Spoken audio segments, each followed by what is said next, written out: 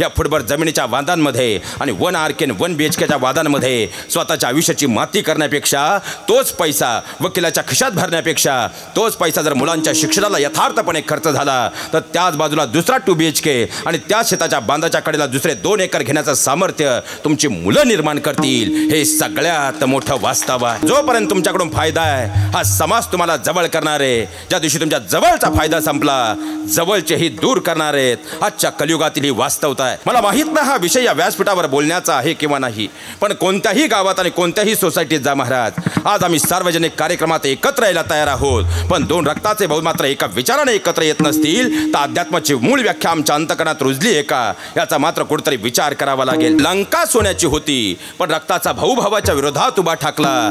सोन्याची लंका मातीमोल झाली आणि प्रभू रामचंद्रांच्या जीवनात 14 वर्षांचा वनवास होता, पण लक्ष्मण आणि भरत भैयासारखा भाऊ सोबतीला होता. म्हणून तर 14 वर्षाच्या वनवासानंतरही प्रभू रामचंद्र पुन्हा एकदा अयोध्येचा राजा होता. आमचे नवनवीन व्हिडिओ पाहण्यासाठी आमच्या ज्ञान मंदिर या चॅनलला सबस्क्राईब करा आणि हो बेल आयकॉन दाबायला विसरू नका.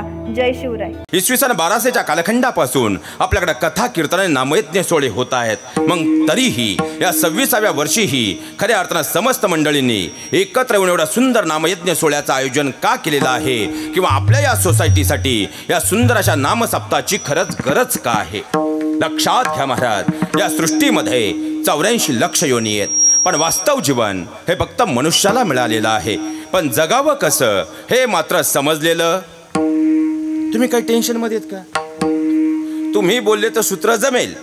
बोलावं, कारण सध्या काय झालंय बाबा, महाराज आले 2 तास बोलले नारळ पाकिट, तुम्ही महाप्रसाद घेतला, घरी जाऊन झोपले, दुसऱ्या दिवशी अभंगही लक्षात नाही, महाराजही गायब. लक्षात घ्या, नामसंकीर्तन म्हणजे श्रोता आणि वक्त्यातला संवाद आहे आणि तो संवाद जेव्हा पूर्णत्वाला जातो तेव्हा नामसंकीर्तनाला कळत चढत असतो, म्हणून बोलावंच लागेल. मग प्रश्न असा आहे की इसवी सन पाहिला गेलं तर 84 लक्ष योनीमधून हा ध्येय आम्हाला मिळाला, पण कळाला जाऊ कमी कळाला 10ची मर्यादा आहे आपल्याला. कळाला नाही, कारण 84 लक्ष योनीमधून कोणती योनी पहा महाराज, प्रत्येक योनी आडवी आहे पण चालायला मात्र सरळ आहे. आणि एवढा एकच सरळ आहे पण चालायला आडवाय. सप्ताह आलं तर सप्ताह बंद करतोय. माणसानं कसं जगावं आणि जगणं संपलं की कसं मरावं हे शिकवण्याचं जे कार्य करतं ते म्हणजे नामसंकीर्तन असतं. या पुढे जाऊन सांगू का, एखाद्यानं एखादा गुन्हा केला तर त्याला शिक्षा म्हणजे शासन करणारी जी व्यवस्था आहे, जी यंत्रणा आहे, ती यंत्रणा म्हणजे शासन यंत्रणा. पण त्याच्या मनात तो गुन्हा करण्याचा विचारच कधी येऊ नये म्हणतो संस्कार बिंबवणारी जी व्यवस्था आहे ती व्यवस्था म्हणजे संस्कार व्यवस्था. देह हे काळाचे, धन ते मनुष्याचे काय आहे. लक्षात घ्या महाराज, येताना तुम्ही मी काय आणलं, मी फार हट्टी आहे बोलत. चला, येताना तुम्ही मी काही आणलं नाही, जाताना काही नेणार नाही. आज आपलं काही आहे हा स्वतः तुमचा आणि माझा भ्रम आहे, पण हेच वाक्य अध्यात्म क्षेत्र आधारे पाहिलं तर येताना घेऊन आलोय तुमचं माझं प्रारब्ध आहे, आज करतोय ते आपलं क्रियामान कर्म आहे आणि घेऊन जाणार आहोत ते तुमचं माझं संचित आहे. मग संचिताचं गाठोडं जर आज व्यवस्थित बांधायचं असेल तर आजपासून आपली कर्म आपल्याला आदर्शवत करावी लागतील. आणि कर्म जर आदर्शवत करायचे असतील त्यासाठी संस्कार अत्यंत महत्त्वाचे आहेत. आणि आज मितीला संस्कार व्यवस्थेचं या सबंध जगाच्या पाठीवरील सगळ्यात मोठं आदर्श विद्यापीठ जर कोणतं असेल ते म्हणजे नामसंकीर्तन आहे. आणि म्हणूनच खऱ्या अर्थाने एवढ्या सुंदर सोहळ्याची आपल्या सगळ्यांनाच गरज आहे. विठ्ठल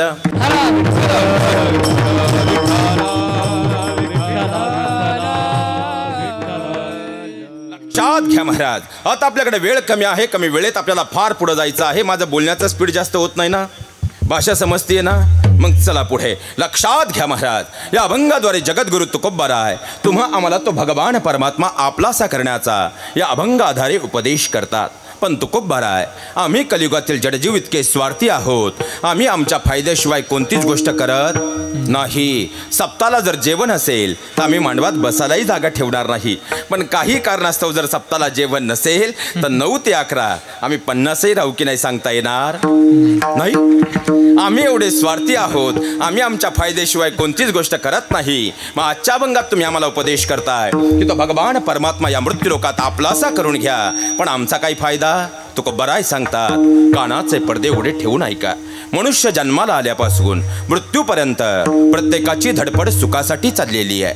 मनुष्य दिवसाची रात्र करतो, रात्रीचा दिवस करतो, हाडाची काड आणि रक्ताचं पाणी करून पैसा कमवतो. कशासाठी? महाराजांना देण्यासाठी. कशासाठी? सुखासाठी. सुखासाठी बंगला बांधला. 58 वर्ष फाटकी लुंगी लावून तुम्ही मुंबई पुण्यात नोकरी केली आणि 58 रिटायर्ड होऊन तुम्ही गावी गेले 5-50 लाख घेऊन. आता प्रत्येक गावागावात एक टोळी आली बाबा. तुमच्याकडे आहे की नाही माहीत नाही, पण कोणी रिटायरमेंट नंतर 5-50 लाख घेऊन गावाला जाऊ द्या, त्याला मोकळं करेपर्यंत ही टोळी सोडित नाही. या रावसाहेब, बसा रावसाहेब, तुमच्यासारखा माणूस 4 गावात नाही रावसाहेब. फुगला रावसाहेब, मारली कुदळ, गेले 25. 3च वर्षे गेले, तुमच्यासारखा माणूस तालुक्यात नाही रावसाहेब. थोडीशी गरज आहे द्या रावसाहेब. आणखी 3 महिने गेले, मोकळा रावसाहेब. 25 लाख बंगल्यात गेले, 25 लाख पाहुण्यारावळ्यांनी जिरवले, तुम्ही झाले मोकळे. महाराज, हे माझं वाक्य नाही. दारावरच्या कुत्र्याला जर भाकर मिळाली नाही तेही शेजारच्या घरात डोकवल्याशिवाय राहत नाही. महाराज सांगतात, जन हे सुखाचे, दिल्या घेतल्याचे, अंत हे काळीचे.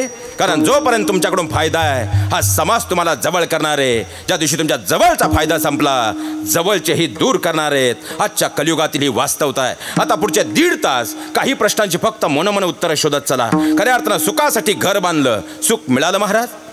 सुखासाठी बायको केली, तिथं मिळतच नाही म्हणा. आता पण तुमच्याकडे बरं आहे, जाऊ द्या, मध्यस्थी चांगलं होता, मिळाली. 2.5 लाख हॉलला भाडं दिलं, 3.5 लाखाचा DJ आणला, रात्रभर मित्रांना SMS करून फुलाच्या गाडी सजून जी बायको घरी आणली तीच तुम्हाला मला काय म्हणते? आता आम्ही काय वेगळे का दादा? तुमच्या पुढं आल्यावर बोलतो ना, सप्त्याला 7 दिवसांनी घरी गेल्यावर सोपं आहे. तीच तुम्हाला मला काय म्हणते? तुम्हाला काही कळत नाही, तुम्हाला काही कळत तरी आपलं येडं म्हणतं बायको प्रेम करती. बायकोच्या प्रेमाचं झटका. बरं खरं सांगा महाराज, सुखासाठी बायको केली, सुख मिळालं? उत्तरित देऊ नका, 10 नंतर घरी जायचंय. सुखासाठी पप्प्या जन्माला आला, तोच म्हणतो माझ्या पप्पानं माझ्यासाठी काहीच कमवून ठेवलं नाही. सुखासाठी वाद केले, बांधांवरून भांडणं केली. आता ही एक नवीन टोळी गावागावात आली. आपल्याही गावागावांमध्ये ऐके नाही माहीत नाही, कारण हा सगळा जुन्नर आंबेगाव खेडचा वर्ग आहे आणि त्याची नाळ ही ग्रामीण भागाशी जोडलेली आहे. आणि आता जर आपण खऱ्या अर्थानं पाहिलं तर ग्रामीण भागामध्ये आणि कोरोनानंतर शहरी भागातही रक्ताच्या नात्यांमधला विसंवाद मात्र वेगानं वाढत चालला आहे. मला माहीत नाही हा विषय या व्यासपीठावर बोलण्याचा आहे किंवा नाही, पण कोणत्याही गावात आणि कोणत्याही सोसायटीत जा महाराज, आज आम्ही सार्वजनिक कार्यक्रमात एकत्र यायला तयार आहोत, पण 2 रक्ताचे भाऊ मात्र एका विचाराने एकत्र येत नसतील तर अध्यात्माची मूळ व्याख्या आमच्या अंतकरणात रुजली का, याचा मात्र कुठेतरी विचार करावा लागेल. महाराज, तुम्ही लहान होतात ना, तुम्ही लहान होतात ना, अरे 2 भाऊ जर शाळेत निघाले तर दप्तर तुझ्या पाठीवर की दप्तर माझ्या पाठीवर, यावरून 2 भाऊ एकमेकांशी भांडत होते, एकमेकांना मारत होते, पण वर्गात बसल्यानंतर मांडीला मांडी लावून बसत होते. अरे ते 2 भाऊ जर संध्याकाळी आईच्या शेजारी झोपायला गेले ना तर आईचं तोंड तुझ्याकडं की आईचं तोंड माझ्याकडं, यावरून एकमेकांशी वाद घालत होते, एकमेकांचे केस ओढत होते, पण पोलीस स्टेशनला जाऊन कधी एकमेकांवर केस टाकत नव्हते. तेच रक्ताचे भाऊ आज 1 RK 1 BHK आणि गुंठाभर जमिनीसाठी जर एकमेकांवर कुऱ्हाड घेऊन धावत असतील तर आम्ही अध्यात्मातला कोणता खऱ्या अर्थानं गुरुमंत्र शिकलोय याचा मात्र वास्तवात विचार करावा लागेल. महाराज, आज या महाराष्ट्राची दुर्दम्य शोकांतिका अशी आहे की तुम्ही आम्हाला 5-5, 10-10 लाख रुपये देऊन आमच्या रामकथा आयोजित करता, पण घरी गेल्यावर जर लक्ष्मणावर केस टाकायचा विचार तुमच्या अंतकरणात उमटत असेल, तेवढा गोड सुंदर रामकथेतून आम्ही शिकलो काय? हा सगळ्यात मोठा प्रश्न आहे. का तर रामायण तुम्ही बारकाईनं अभ्यासाव. रामायणाचा पूर्वार्ध जर आम्ही पाहिला तर आम्हाला राम लक्ष्मण राम भरतांमधला प्रेम दिसतं, आणि त्याच रामायणाचा उत्तरार्ध जर आम्ही पाहिला तर वाली आणि सुग्रीवात निर्माण झालेला विसंवाद असेल, किंवा लंकाधिपती रावण आणि विभीषणात निर्माण झालेला लालसा असेल. लंका सोन्याची होती, महिला मंडळ कशाची? सोन्याची, इथं 1 तोळा घ्यायचं म्हणलं तरी वर्षभर भांडावं लागतंय. ते लंका सोन्याची होती, पण रक्ताचा भाऊ भावाच्या विरोधात उभा ठाकला. सोन्याची लंका मातीमोल झाली आणि प्रभू रामचंद्रांच्या जीवनात 14 वर्षांचा वनवास होता. पण लक्ष्मण आणि भरत भैयासारखा भाऊ सोबतीला होता, म्हणून तर 14 वर्षाच्या वनवासानंतरही प्रभू रामचंद्र पुन्हा एकदा अयोध्येचा राजा होता. हे सगळ्यात मोठं वास्तव आहे. चला, आपल्याला 10ची मर्यादा आहे. आपण रामायणामधून आपल्या तालुक्यात आपल्या सोसायटीपर्यंत येऊयात. बांध करून बंगला बांधला, एक तरी माणूस सापडेल. खऱ्या अर्थानं 1 RK 1 BHK वरती वाद घालून त्यानं आपलं जीवन घडवलं, एक तरी माणूस सापडेल. खऱ्या अर्थानं शेती आणि व्यवसाय आणि फ्लॅट यामध्ये वेढलं जाऊन ज्यांनी आपल्या मुलांचं शिक्षण पूर्ण केलं आणि आपले व्यवसाय घडवले, एक तरी माणूस सापडेल. तुम्ही आजूबाजूला सोसायटीत नीट नजर टाका. ज्यांनी गाड्या घेतल्या, ज्यांनी घरं बांधली, ज्यांनी स्वतःचं आयुष्य आणि मुलांचं शिक्षण पूर्ण केलं आहे, त्यांनी फुटबार बांधावरून कधी वाद घातलेच नाही. आणि ज्यांनी फुटबार बांध आणि 1 RK 1 BHK मध्ये वादात गुंतून गेले, त्यांनी स्वतःच्या आयुष्याचे तर वाटोळं केलं, पण त्याचबरोबर आपल्या छोट्या छोट्या लेकरांना सुद्धा नाहक या वादांमध्ये ओढून पुढची एक पिढी बर्बाद केली. हे सगळ्यात मोठं वास्तव आहे. बरं, या स्वप्नाच्या निमित्तानं आज तुम्हाला एक जळजळीत वास्तव मी विचारून जातो. आम्ही कितीही वाद केले आणि कितीही बांधांवरून वाद घातले तरी मला तुम्हीच उत्तर द्या, तलाठी भाऊसाहेबांच्या कपाटातील सातबारे कधी बदलणार आहेत का? आणि त्यावरच्या खराब्याच्या क्षेत्रात चढउतार होणार आहे का? याचा मात्र विचार करा.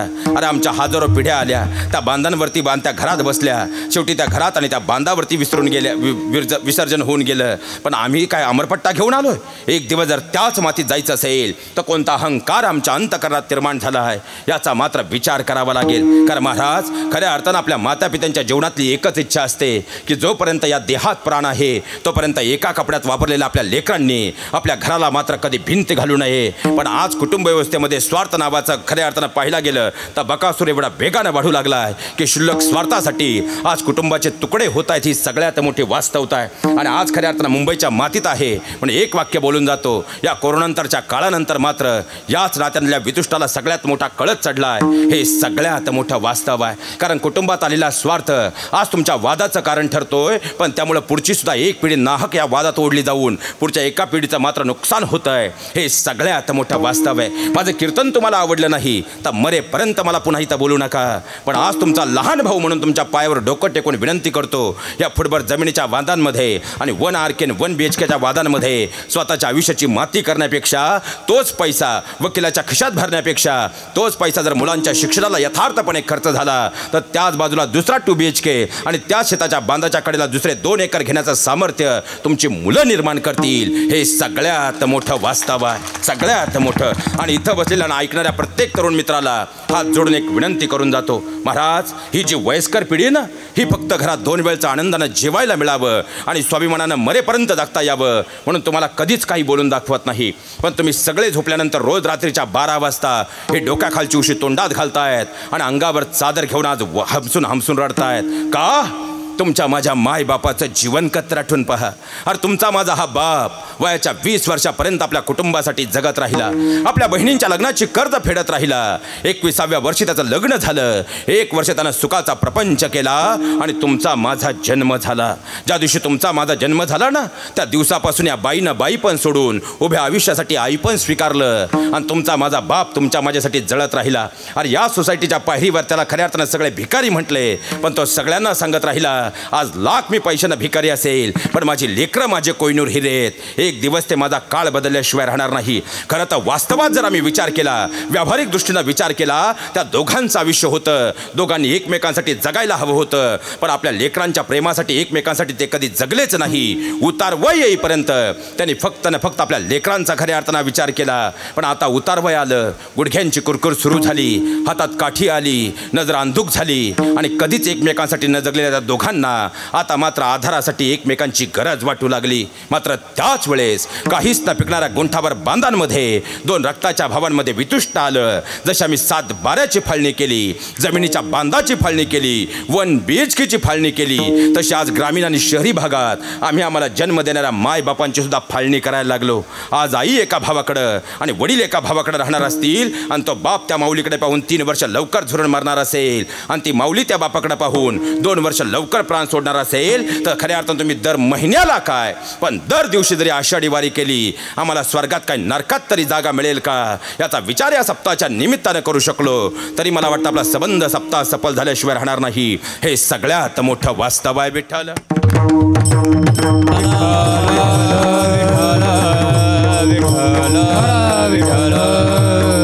लक्षात घ्या महाराज, महावष्टमाऊली ज्ञानोबा फार गोडपणे वर्णन करतात.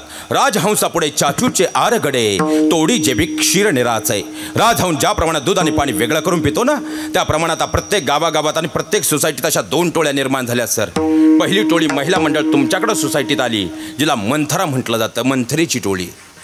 रामराज्यात एक मंथरा होती, किती?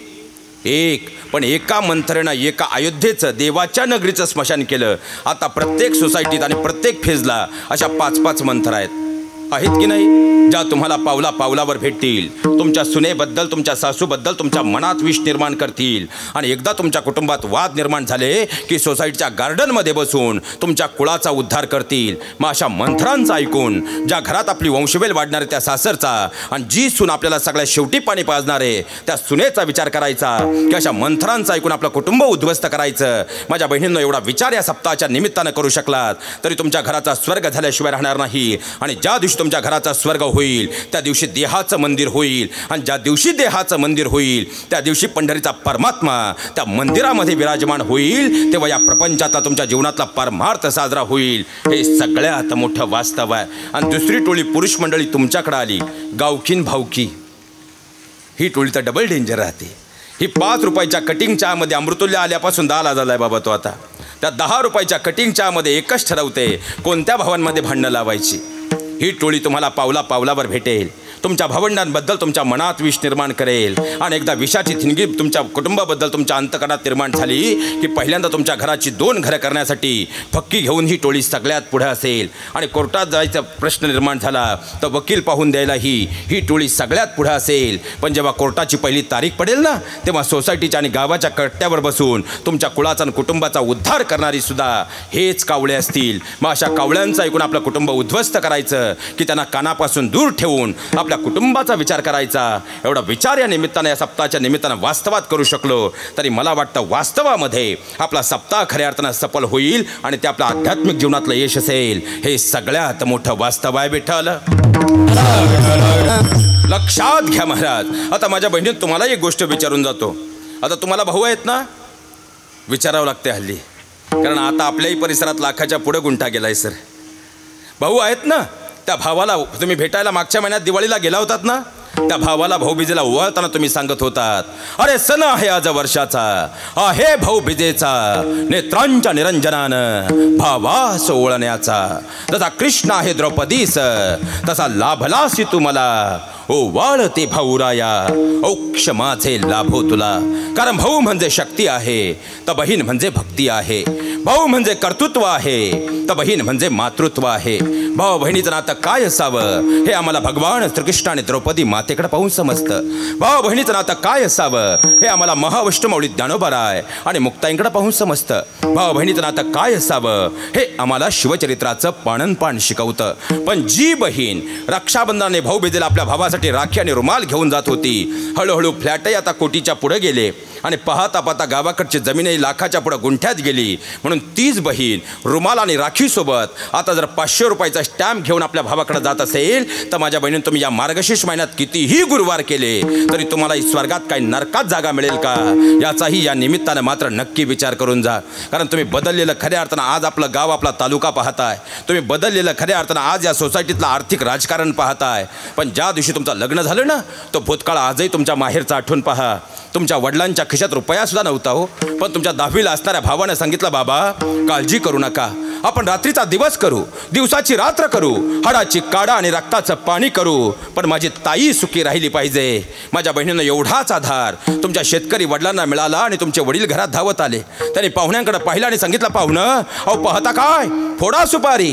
माझ्या बहिणींना आजही आठवा, खऱ्या अर्थानं तुमच्या शेतकरी भावानं पाहता पाहता 10वीला असणाऱ्या भावानं शिकताना काम करून तुमच्या लग्नाच्या हप्ते फेडायला सुरुवात केली. 2च हप्ते फक्त गेले नाहीत तर तुमच्या बाळतपणाचा लाख रुपये खर्च तुमच्या भावा भावाच्या अंगावर पडला. माझ्या बहिणींना डोळे मिटून फक्त 1 मिनिट भूतकाळ आठवा. अरे त्याचं लग्न होईपर्यंत तो फक्त आणि फक्त तुमच्या लग्नाचं कर्जच फेडत होता. पण तोच भाऊ आज गुंठाभर जमिनीला बाजारभाव मिळू लागला आणि 1 BHK कुठेतरी कोटीच्या पुढं गेला. म्हणून आम्हाला रशनात पारका होऊन तुटपुंजा नोटांसाठी आणि गुंठाभर जमिनीसाठी जर आम्ही कायमचा त्याला दूर करत असू तर आम्हाला या मार्गशीर्षचे किती उपवास झाले, स्वर्गात काय नरकात जागा मिळेल का, एवढा विचार मात्र नक्की करून जा. कारण या जगाच्या पाठीवर प्रत्येक नातं एका पिढीपर्यंत सम्यक असतं. पण लक्षात ठेवा, शास्त्रही सांगतं या जगाच्या पाठीवर बहीण भावाचं नातं मात्र पुढच्या 3 पिढ्यांपर्यंत सम्यक असतं.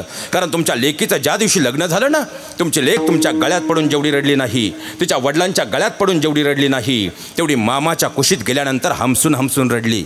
कारण मामा हा तिचा फक्त मामा नव्हता, तर येणाऱ्या प्रत्येक सुखदुःखामध्ये तिच्या जीवनातला तिचा हक्काचा मित्र होता. पण तोच हक्काचा मित्र गुंठाभर जमीन आणि तुटपुंजा नोटांसाठी कायमचा आम्ही परका करत असू, स्वार्थाच्या वाळवटामध्ये जर आम्ही ते नातं उद्ध्वस्त करत असू तर आम्हाला स्वर्गात काही नरकात जागा मिळेल का, एवढा विचार या निमित्तानं करून जा. परमात्म्याचा आशीर्वाद लाभल्याशिवाय राहणार नाही. हे सगळ्यात मोठं वास्तव आहे. विठ्ठल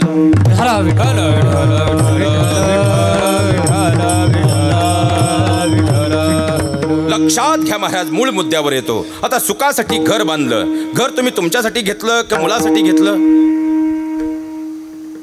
तुम्ही टेन्शन मध्ये आहेत का? काही थंडी वाजते का? मग बोलत चला मला सांगा, तुम्ही फ्लॅट घेतलाय मुलासाठी की तुमच्यासाठी? मुलांसाठी. कारण ज्या दिवशी तुम्ही फ्लॅट घ्यायचा विचार केला ना, त्या दिवशी या भागामध्ये रेट होते जवळजवळ 1100 रुपये स्क्वेअर फूट आणि जेव्हा तुम्ही घेतला तेव्हा 58,800 रुपये स्क्वेअर फूट. बरोबर? म्हणजे तुमच्या आयुष्यातली जवळपास 30 वर्ष तुम्ही फक्त पप्यासाठी 1 BHK फ्लॅट घेण्यासाठी घालवलीत. बरोबर? मग जर खऱ्या अर्थानं तुमच्या आयुष्यातली मौल्यवान 30 वर्ष तुम्ही फक्त तुमच्या मुलाच्या एका फ्लॅटसाठी दिलीत, तर तुम्ही गेल्यावर तुमचा लाडका बाप्या म्हणेल का आपल्या वडिलांनी अख्खं आयुष्य फक्त या फ्लॅटसाठी आपल्यासाठी दिलंय, मग त्यांना शेवटच्या अंघोळ आपण आपल्या बेडरूममध्ये घालू, नंतर आपली लाडकी बायकोला आधी पुसून घेईल? तुम्ही घर लाखाचं काय पण कोटीचं जरी घेतलं, एकदा आंघोळीला तुटक्या खाटेवर हा देह घराच्या बाहेर निघाला की त्या घराशी आपला कायमचा संबंध संपला. मग सुखासाठी घर घेतलं पण सुख वास्तवात मिळालं महाराज. आता सुखासाठी बायको केली, बायको आपली कुठपर्यंत आहे? 6 पत्र्याखाली अग्निडाग देईपर्यंत बायको आपली. आता एखादी ताई म्हटली महाराज असं व्यासपीठावर का बोलले, तर पुरावा म्हणून फक्त आपल्या सोसायटीत एकच करा दादा, 1 महिन्यासाठी सती प्रथा परत चालू करून पहा. दूध का दूध पाणी का. आता सुखासाठी पप्या जन्माला आला, महिला मंडळ, पप्या आपला कुठपर्यंत आहे? जोपर्यंत पप्याच्या डोक्यावर पिवळ्या तांदळाचा मार पडत नाही आणि नवीन आलेली गुड्डी जोपर्यंत पहिल्या श्रावण पाठीला जात नाही आणि पहिल्या श्रावण पाठीच्या आणलेल्या गोड पोळ्या जोपर्यंत सगळ्या आपल्या भीमाशंकर सोसायटीत वाटल्या जात नाहीत तोपर्यंत पप्या आपला आहे. पण एकदा खऱ्या अर्थानं पहिल्या श्रावण पाठीच्या गोड पोळ्या सगळ्या आपल्या सोसायटीत वाटल्या, तिथून पुढे महिला मंडळ पप्या आपला राहत. तुम्ही म्हणताय मी म्हणत. सुखासाठी बांध कोरले, सुखासाठी फ्लॅटवरून आम्ही वाद घातले, आयुष्यभर खऱ्या अर्थानं त्या वादांची पाळेमुळं कोर्टाच्या पायरीपर्यंत ठेवली. पण तेही आपले किती दिवस येतो? एकदा आपली दशक्रिया झाली आणि आपल्या तेरवीचं गोड जेवण सोसायटीनं जेवलं की 14व्या दिवशी तुमचा लाडका पप्या तुमच्या मृत्यू दाखला घेऊन महानगरपालिकेत गेल्याशिवाय राहत नाही. आणि तो महानगरपालिकेत गेला आणि तिथं खऱ्या अर्थानं तुमच्या मृत्यू दाखला त्यांनी तपासला की 7/12 तुमच्या नावाला तिथं कंस केल्याशिवाय राहत. मग ज्या खऱ्या अर्थानं वादांमध्ये आम्ही आमचं अख्खं आयुष्य घालवलं, तो बादन तो फ्लॅटही आमचा किती दिवस आहे? मोजून 14 दिवस आहे. म्हणजे आज ज्या प्रपंचात आम्ही तल्लीन आहोत, कसाही करा तो शेवटी नश्वरच आहे. पण इथून पुढे या देहातील चैतन्याला 84 लक्ष योनीचा जो प्रवास पार करायचा आहे तो टाळून या देहातील चैतन्याला जर मूळ विसावा प्राप्त या नश्वर देहाला करायचा असेल, त्या नश्वर देहाला एकमेव